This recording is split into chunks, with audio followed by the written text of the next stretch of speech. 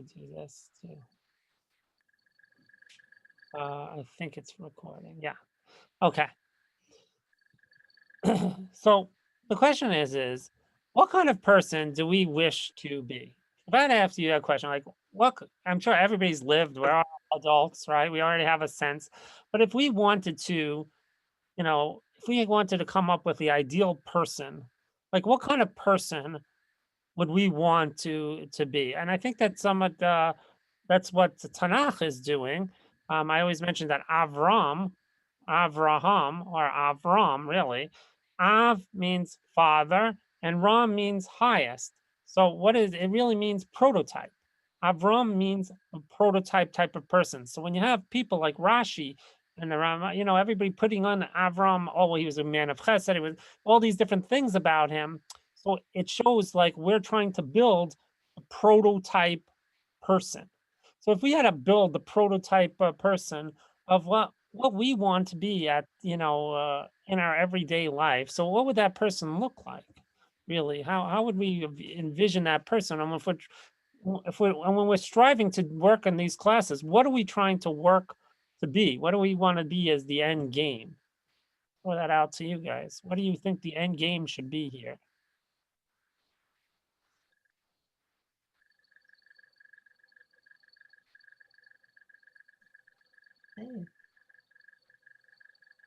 Good person. Good person. How do you define a good person? What kind of good?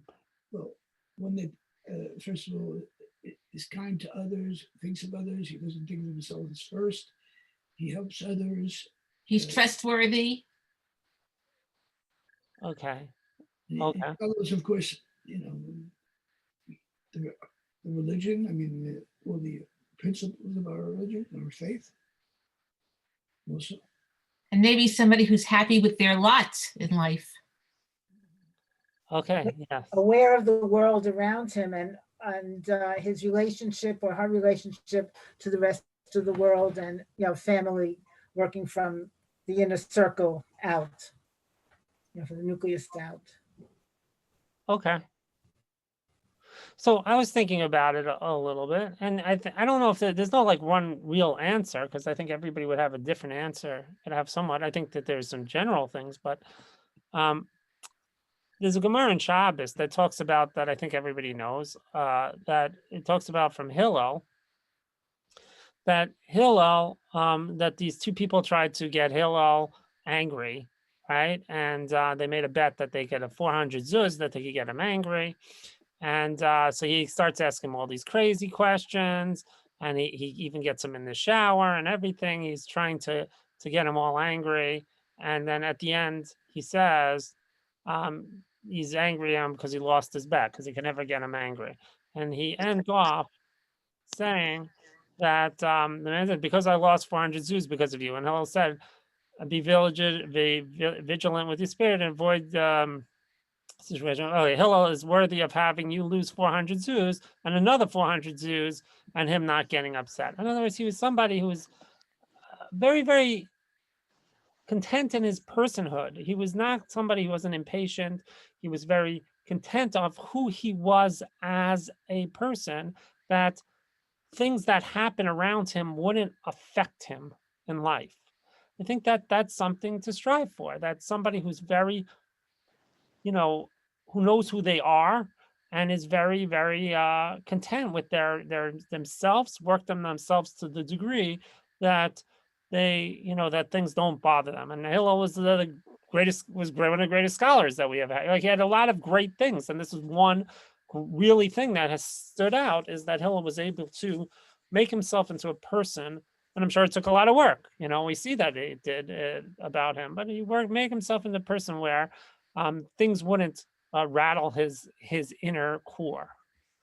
To bring it more contemporary, I'm sure everybody heard this. First baseman Lou Gehrig hung up an amazing mark by playing in 2,130 consecutive games. Then a fatal disease attacked baseball's Iron Man. In Yankee Stadium, touched to tears by the tribute, Gehrig made his last public appearance. For the past 2 weeks, you've been reading about a bad brag. Today, I consider myself the luckiest man on the face of the earth.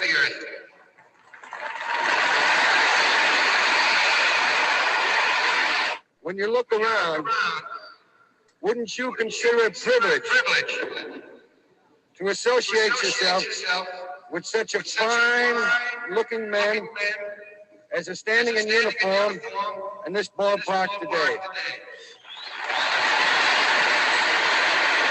That I might have been given a bad break, but I've got an awful lot to live for. Thank you. First baseman Lou Gehrig. So there's Lou Gehrig, and here's somebody who has the Lou Gehrig. They made the disease after him. I mean, he has a terrible disease, and he knows what his fate is going to be with it, and yet he is. He doesn't want to change. Maybe, of course, he wants to get rid of it, but he's very content with who he was as his life, and he feels that there's still a lot of life left in him, and he's willing to take the challenge, this great challenge that he has, and realize everything that he was given him was a bracha, and he's very content with that, with himself. Even though has this really terrible situation going on, and to be able to utter those words, he could have said anything at that moment. He had Yankee Stadium. He could have said anything, and I think they were very powerful words that he had. So when it comes to working on ourselves to do this, and we're going to go start working on ourselves shortly. So Pirkei Avos says. Rabbeinu Yonah on Pirkei Avos. So it says, Hillel says, if not now, in the days of my youth, he says, then when? So he says, if I leave it until my old age and hoariness, I will not be able to do it. And about this matter, David, peace be on him, says, for our sons are like saplings, well tended in their youth. He meant to say that when sapling is small, a person can grow it to be a straight tree and not crooked. However, after it grows crooked, it's very difficult to fix. And so too, when a person's young, it's easy for them to be on a good path and turn from evil. But when he grows old with his evil, it's difficult for him, his eyes, to leave it. As it's written, teach a lad according to his ways. Also, when he grows old, he will not swerve from it. So the thing is that the longer we stay in a certain situation, so the more we do repetitive on it, it's harder to change. It's harder for our lives to change. And so we become very fixated in who we are. We become very fixated. And so it's harder for us to change things. And that's what he's saying. So he says it's like a tree, a small tree. You could dig up the tree and you can move it to another place. It's very easy to keep moving trees when they're little. But once they have their roots in the ground, it becomes very hard to change. However, I wanted to show you this video called Rewiring the Brain. And this is a part of a series. It's a very interesting series on ideas.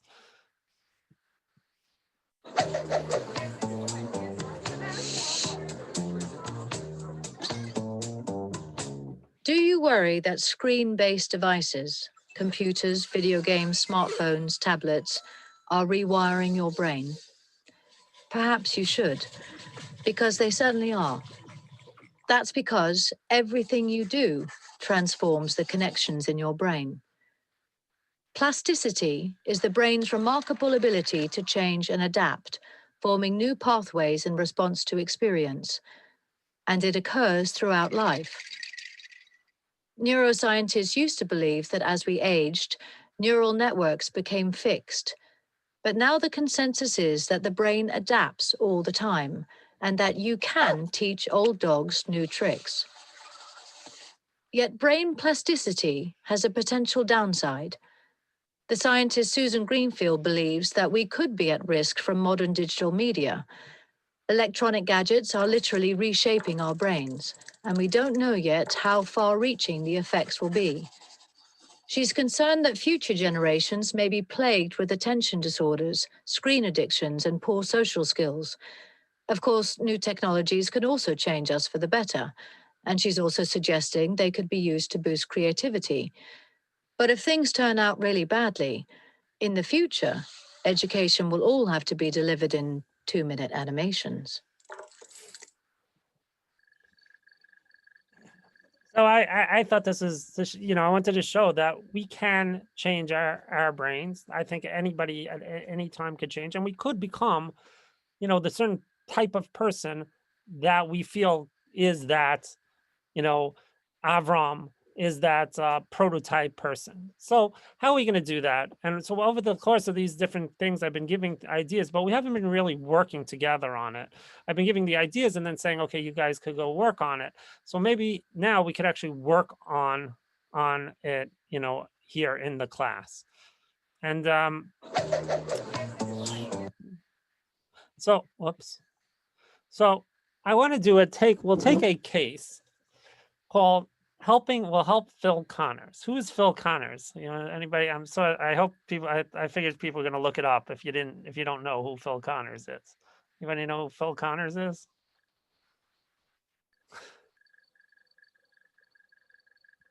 Nobody knows Phil Connors. Okay.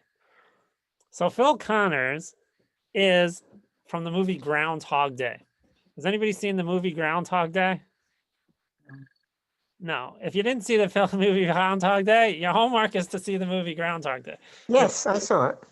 It's one of the, it's a really, really good. I don't normally say you should go see a movie, but happens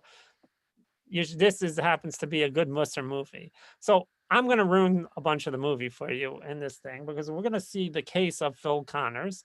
I'm going to lay out the case of what happens during the movie in Groundhog Day, and I'm not going to end it for you. So you could actually see the movie. I was going to end it at the end of the thing and show you what happens, but I'm not going to end it. You'll know what happens. But I want to analyze the case of Phil Connors, and then let's see how we could take some of these principles, some of the things that Phil Connors has to work on, and see if we could work on some of those things to better ourselves through the case. So let's see the case of Phil Connors. Everyone is familiar with the premise of Groundhog Day. Phil Connors finds himself reliving the same day over and over and over. This simple premise is a great engine for comedy, and the film is full of hilarious moments. Ned? But the premise is also expertly constructed to drive natural, organic character change. So today, I want to examine how Phil is designed to be a character that seems like he could never change. To dissect how the premise of the story traps Phil in a world that will constantly attack his character flaw, and explore how the relentless nature of the premise ensures that the protagonist will have no choice but to transform. Let's take a look at Groundhog Day.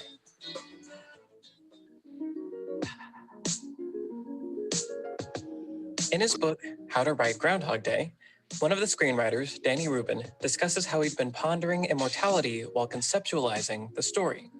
The conversation I was having with myself about immortality was naturally rephrased in my mind as a movie idea. Okay, there's this guy who lives forever. Movie stories are by nature about change. And if I were going to test the change of this character against an infinity of time, I'd want him to begin as somebody who seemed unable to change. To create someone who seems unable to change, the character of Phil Connors was given a deeply rooted flaw. Phil is a weatherman at a small TV station in Pennsylvania who believes that he's more famous and important than he is. For your information, Hairdo, there is a major network interested in me. He's sarcastic, rude, and as his producer, Rita, deftly summarizes later in the film, I know you're egocentric. It's your defining characteristic. Phil is completely self-centered and will need to undergo a fundamental change to become selfless if he is to achieve his desire, to be with Rita. He comes out. He looks around. He wrinkles up his little nose. He sees his shadow. He doesn't see his shadow. It's nice. People like it. Rita is warm, kind, and optimistic. You know, people like blood sausage, too. People are morons. The opposite of Phil. So the Phil that we meet at the beginning of the movie could never be with Rita because he is far too selfish. In order to drive the protagonist to change, the script imprisons him in a place that will constantly be attacking his flaw. Phil gets assigned to cover the Groundhog Day festival, where every person and every event brings out his egocentric nature. These people are great. Some of them been partying all night long. They sing songs till they get too cold, and then they go sit by the fire and they get warm, and then they come back and they sing some more. Yeah, they're hicks, Rita. It's the perfect setting for Phil to have to confront his flaw, and the premise traps him here in two ways. At the end of the day, a blizzard prevents Phil and his team from leaving. He is physically trapped in Punxsutawney. Now you can go back to Punxsutawney, or you can go ahead and freeze to death. It's your choice. I'm thinking. The idea of trapping Phil in time came from Rubin's attempts to design a story where the protagonist became immortal. If a person could live long enough, would he ever change?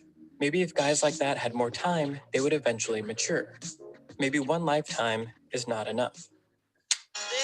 So now that Phil is trapped in Punxsutawney on Groundhog Day for eternity, what propels him to change?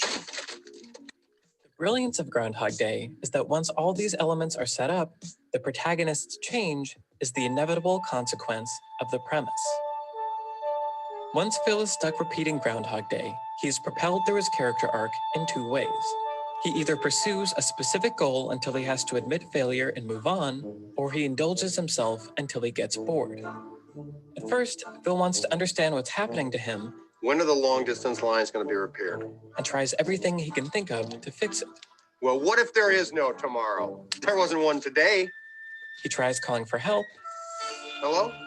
Asking Rita for suggestions. It's like yesterday never happened. I am racking my brain, but I can't even begin to imagine why you'd make up something like this. And visiting both a doctor and a psychologist. I think we should meet again. How's tomorrow for you?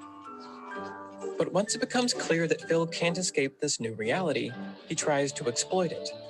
Not by changing for the better, but by indulging even further in his flaw. What if there were no tomorrow? That would mean there would be no consequences. There would be no hangovers. We could do whatever we wanted. That's true. Phil begins harming people with impunity, using his situation to take advantage of others, and living out his fantasies. Once he becomes bored of this, he turns his attention to his desire, Rita, and begins manipulating her into falling for him. Would you like to try some white chocolate? Yuck, don't make me sick. No white chocolate. He tries all the tricks he can think of, but fails every time. Stop it.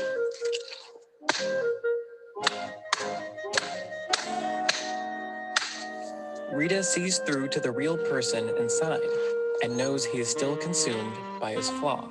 I could never love someone like you, Phil, because you'll never love anyone but yourself. Phil now realizes he will never obtain his desire of being with Rita until he learns to be selfless. But he still doesn't change. Instead, Phil continues to consider only himself as the script reaches its midpoint and he is pushed to his darkest place yet. I've come to the end of me, Rita. There's no way out now. I just want you to remember we had a beautiful day together once. Phil would rather die than change. But the design of the story's premise is such that even death is not an escape.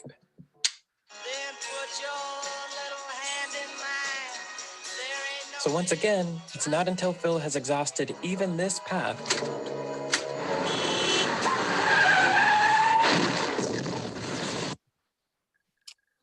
that's the everyone flip is side. familiar with the That's the situation. That's the story. So you have Phil here. He can't seem to change. He's like that big tree with roots that doesn't change.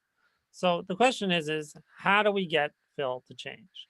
And then the question is then how do we get ourselves to change? So we're tasked here with helping Phil. So let's just go through the problem.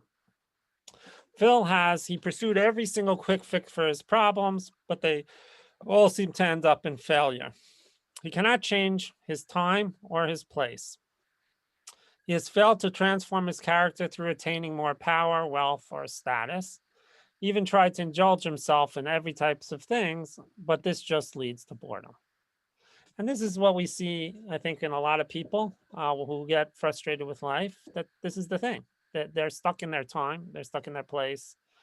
They try their wealth and status and so on. I mean, this is what we've been talking about all these different weeks, right? And people just get bored, and it leads to bad things, right? So Phil could be any one of us, or and probably we all have a bit of Phil in us, in all of us. So the question is how do we get Phil to change? So that's what I'm throwing out to you. Let's try to figure it out.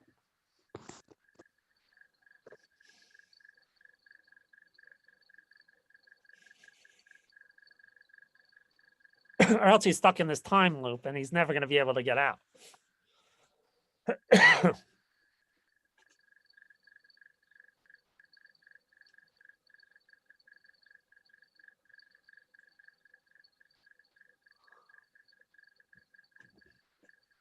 Maybe not go to the Hashkama minion, but stay in bed. Yeah, that doesn't seem to. I don't think that would make him get out of this loop.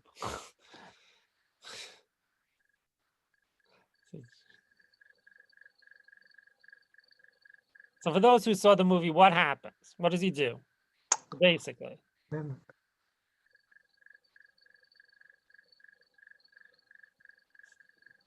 You see it? Reports. What happened? He started doing different things each day, and it kind of changes the day. Changes, yeah. Well, so what he does is he does chesed, right? Yeah, he changes by doing chesed. But the question I had was, will chesed really do it? Is it really just about chesed? So he goes to try to help people out, right? So will chesed be enough to change? Let's say he's not a selfish person, so he's a self person, so now he's gonna go help everybody in town. So is that enough? Is chesed enough to make a real change in a person? If somebody's like selfish, or somebody's like, and so we said it's about chesed, or maybe doing a mitzvahs here and there. Is that enough that will make somebody feel like they're permanently changing? Yeah, because you start to feel good about yourself. Okay. It depends on his mindset in doing the chesed. If he's being self-aware, hey, I'm doing this good, I'm so proud of myself, but but not really doing it for the chesed, just to use it as a means to an end. Depends what his mindset is. So do you ever see people who go to they go off to like the Peace Corps or so on, and they're just kind of like total chesed, right? But they're still depressed. They still, it's not giving them what they want. They haven't changed it. It hasn't changed them. Like, why is that? If they're just kind of giving themselves and they're helping others, so then like, why isn't that what's changing them? And I'm not saying we shouldn't go do chesed. I think we should, but I think there may be something more to it that we have to start thinking about in order for the chesed to actually work to change us. And what do you think?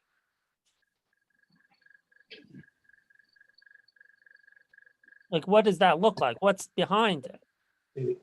To challenge ourselves to do something different. Not just to do something, but to challenge ourselves to do something we haven't done before. That's good for people. Maybe also and change other people's lives. So we have to challenge. Yeah. So I definitely agree with it. Yeah. So that's true. We have to definitely challenge ourselves. And I think you have to be scared because something terrible either happened to you or is going to happen to you if you don't change. But so let's look at our own lives. Like many people, we're kind of satisfied maybe with our lives, but I don't know. And I feel like there is much more that I could be in just talking personal. And so I want to try to identify those issues and be like a Hillel, where I'm very, maybe that some different people have different strengths and so on. But I want to be able to identify my issues and be able to be very, be able to conquer them and be that type of very strong person.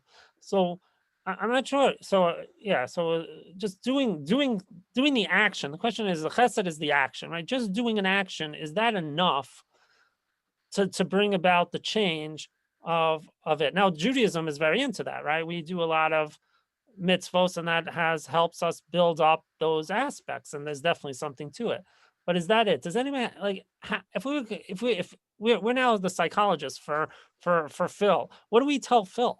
How do we get him out of this loop? He has to have faith in a higher being. There has to be some faith there. Right. Okay. So he has to have faith, and so what does that look? And how does that help? And how is that going to pull him out? Change his character. It should change his character. So he has to change his. Not so much for himself, but for there's something higher than him, something bigger than him. Okay. Yeah. Okay. Find a sense of purpose. Every day that repeats gives you an opportunity to do that day better. All right. Yeah. Okay. I think that's good. So I always thought about that.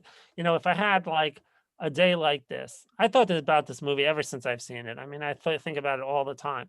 I think about it every time I picked up something and dropped it. I mean, I figured like, if I just did the same thing every day, just a little bit, if I just practiced it every single day, I would have been a master in a lot of things.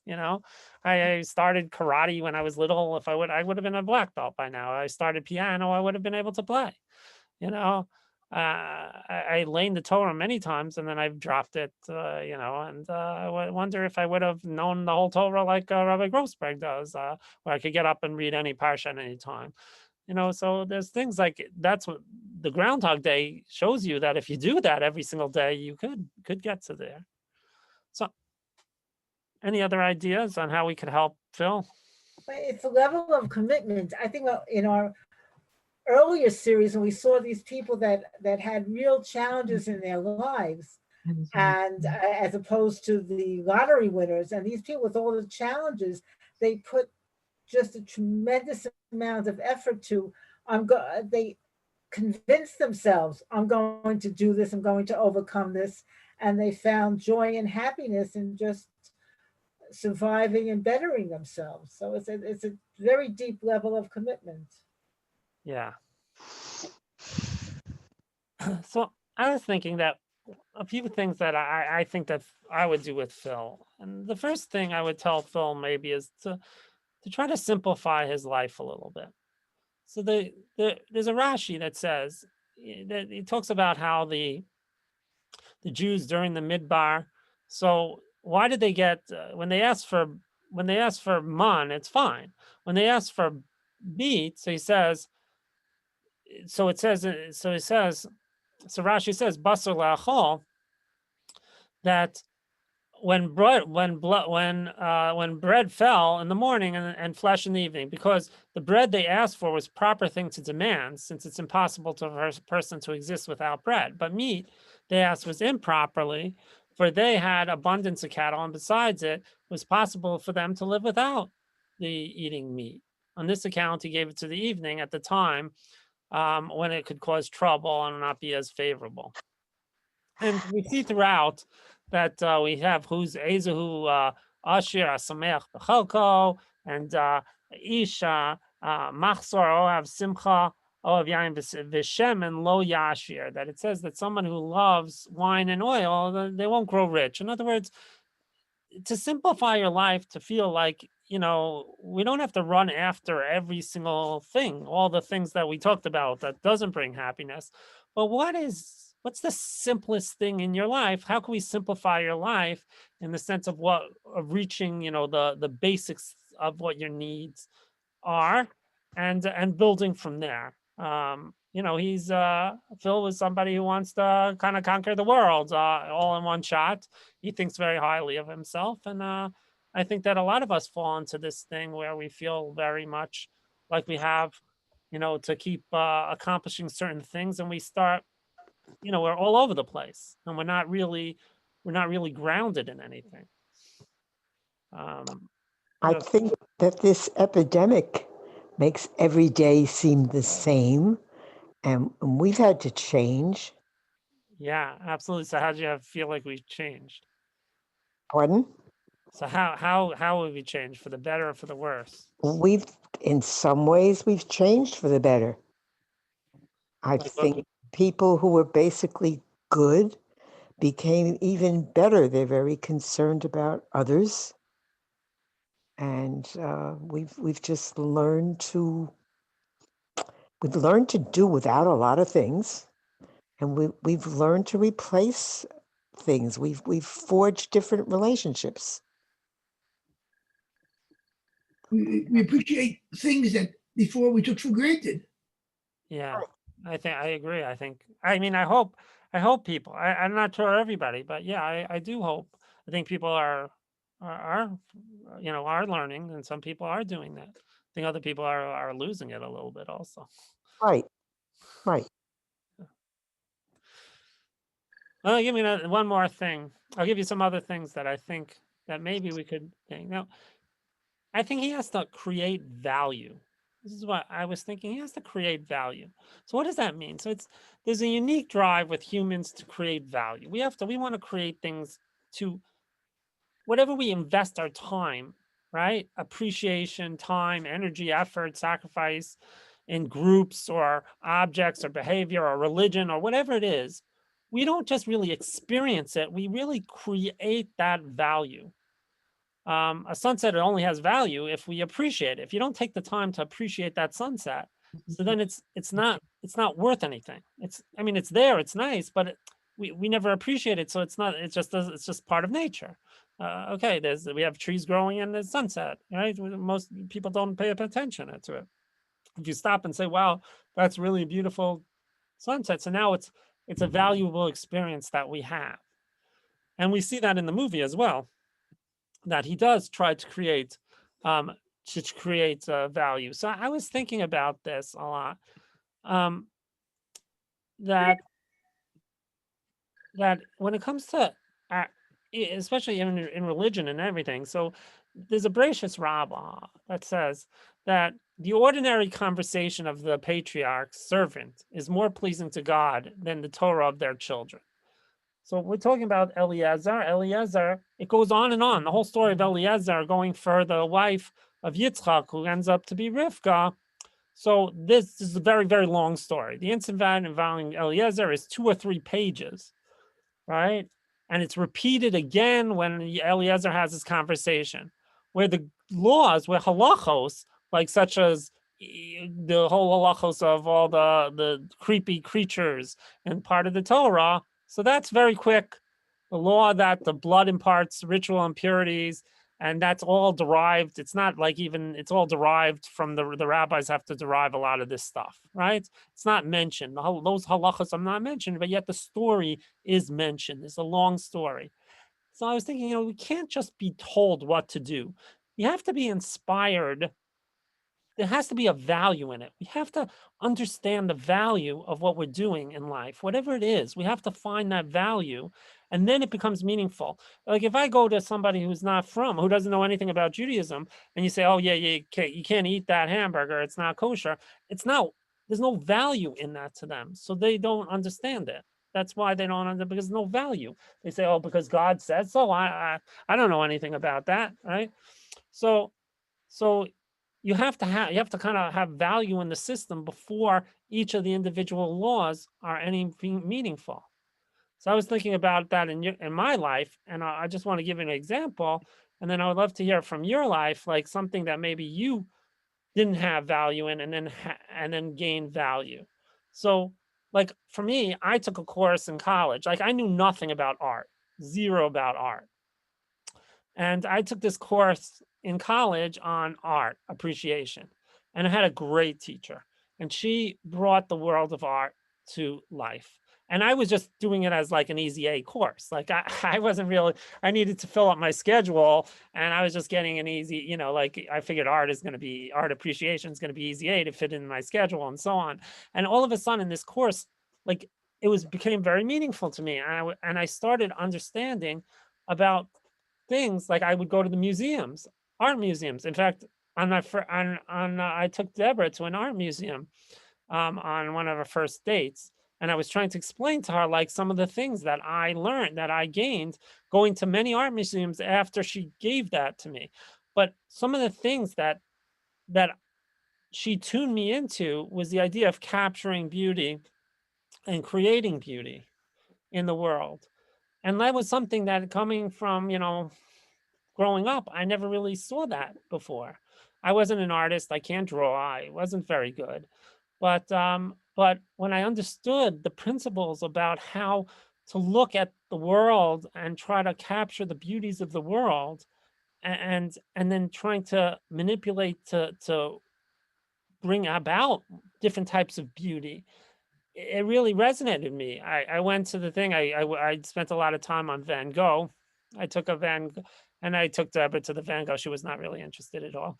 And learned about, all the different types of somebody who has, who is struggling with life and yet found an expression on a canvas. He was, we know that he struggled with many different things, but he was able to push that in with, you know you could see his emotions within his brush strokes, how the thick brush strokes, there's a lot of things that he put out onto his canvas of his emotions.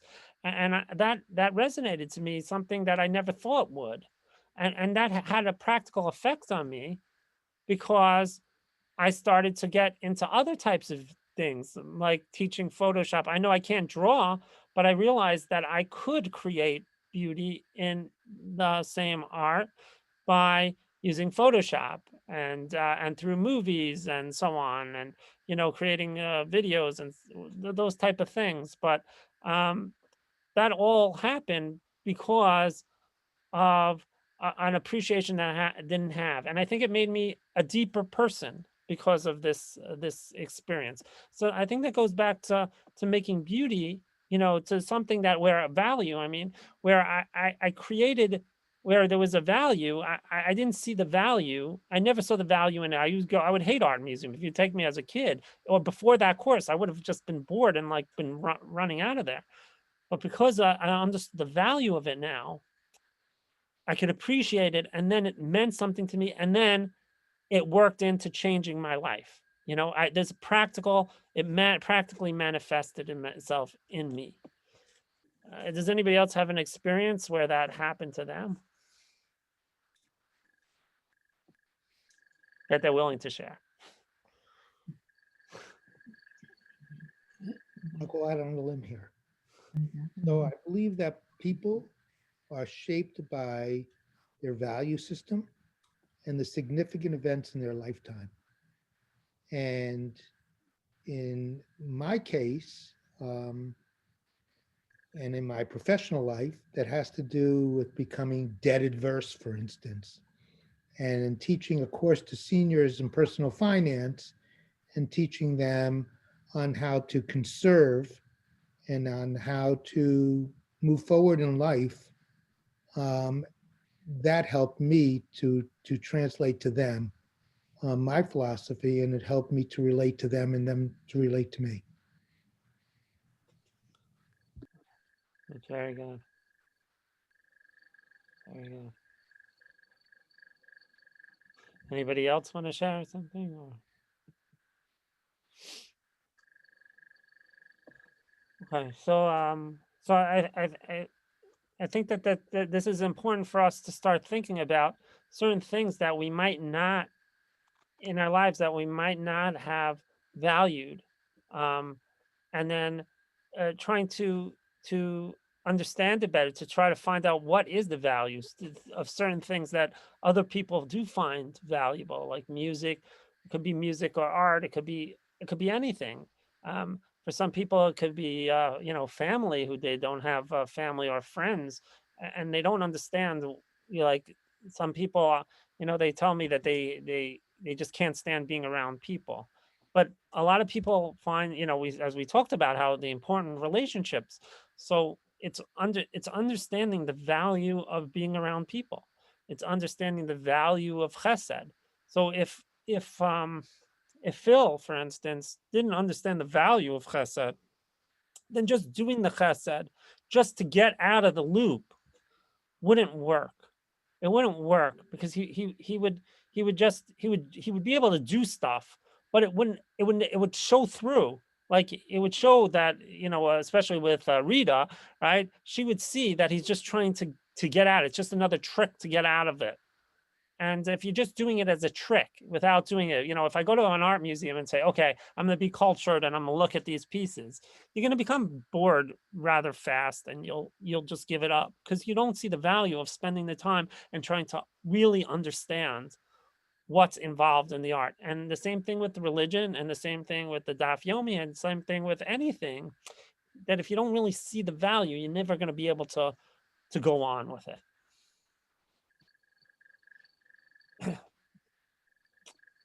I think that part of this is stop looking towards others for your value and to understanding what is valuable. I think a lot of times people spend a lot of, look at, they like music because others like music.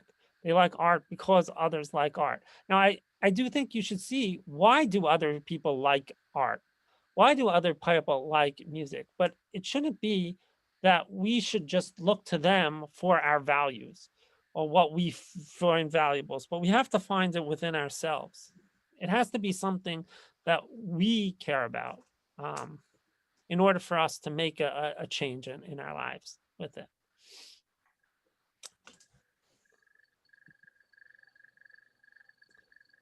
I think after that, I think Phil would need to figure out what is his core values. So what would you say, what are core values? Once we have values, so what's the difference between what I say values and core values? What do you consider your core values?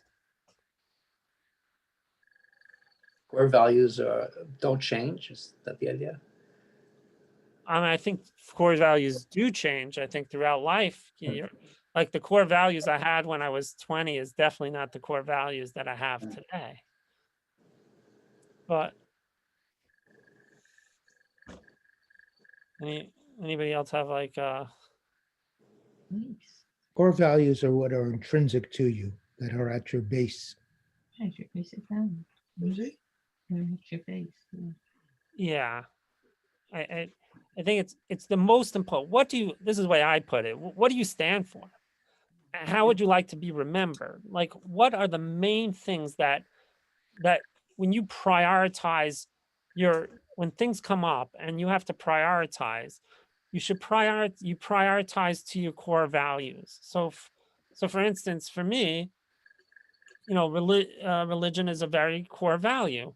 And, if it comes down to working on Shabbos or not working on Shabbos, so my core value will trump it, which is the religion will trump the importance of work, even though I may, really struggle because I don't have work, and I know that my grandmother, she told me that, I think I may have told the story even here, I don't know, that when she and her sisters, she was young, but her sisters were during the Depression, so her sisters wanted to work on Shabbos, and her father said no, and they said they're going to be fired, and he said, well, then we'll have to just deal with it, and you'll get another job. And they were crying. She said the whole Shabbos, she and her sister, said she was little, but she didn't really understand, but her sisters were crying the whole Shabbos, and then after they came back on Monday, and the boss called everybody in and said, for all those people who took off on Shabbos, you don't have to come in any Shabbos again. You showed that you were serious about it. Everybody else who did come in on Shabbos, you now have to keep coming in on Saturday.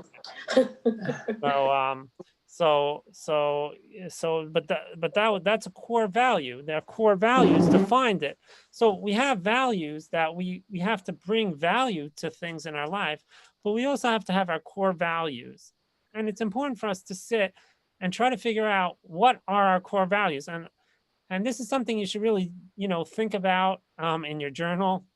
We talked about journal, but it's something that we should definitely sit down and say, like, what are my core values? What is going to define whether or not, when I have a conflict, where I'm going to go and where I should be pursuing? Like, what should I be pursuing in my life? That should help define things. And I think the last thing to help Phil here is learning to appreciate a single experience or encounter.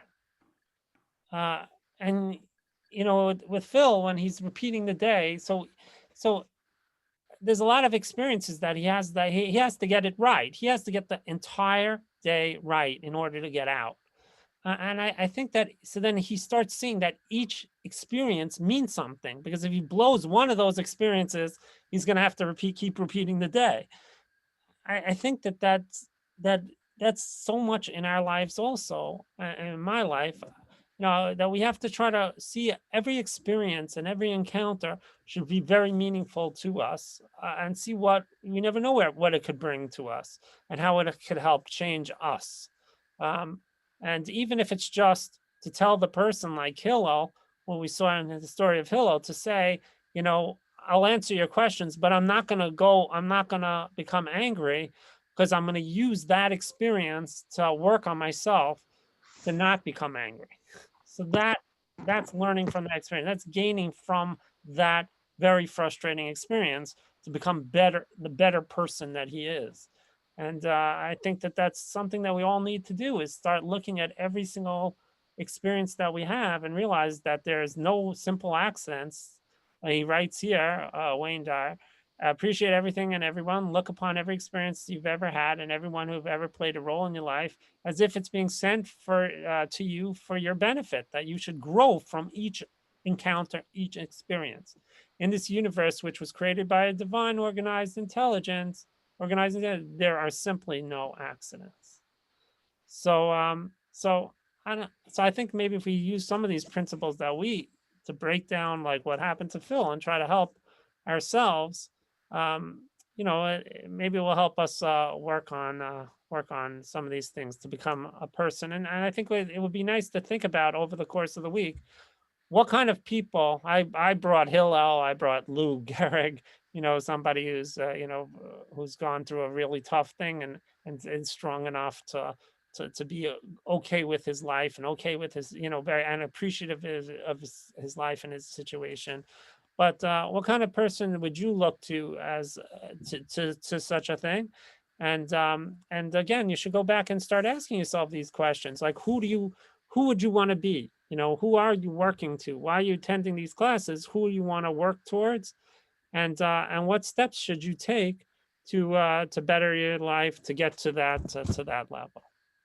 So I'd like to thank you all for coming, and I guess we'll meet again next week. Thank you Thank you very much. Thank you very much, Rabbi. Thank you, Rabbi. Very good. Thank you, Rabbi. Thank you very much. And feedback is always appreciative. Take care and hope you're well. Thanks. You Be too. well, everybody. Thanks. That's a nice picture.